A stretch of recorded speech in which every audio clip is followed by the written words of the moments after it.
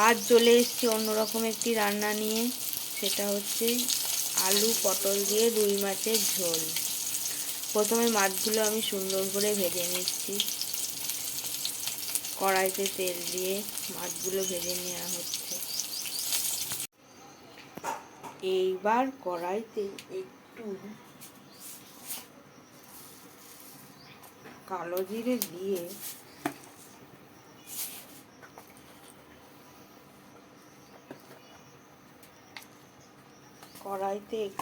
জিরে দিয়ে আমি সবজিগুলোকে ভেজে তুলে রাখবো।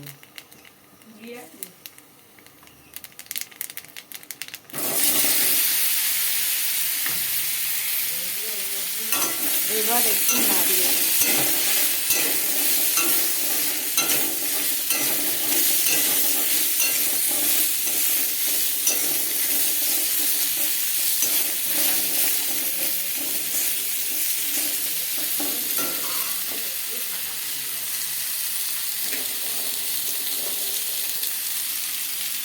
সামান্য লবণ দিয়ে আমি এটাকে ঢাকা দিয়ে দেবো।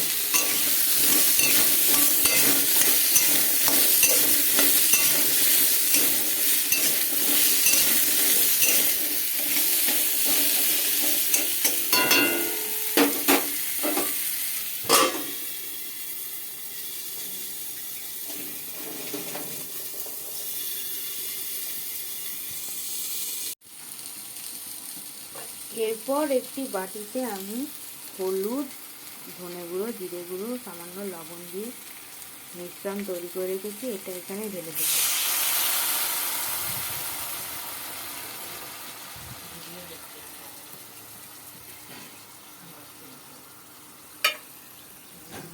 এরপর একে একে মাছগুলোকে দিয়ে দেবো।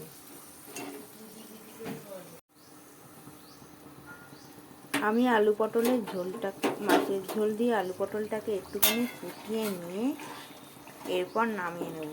তাহলেই হয়ে যাবে আমাদের আলু পটলের ঝোল দিয়ে মাছ।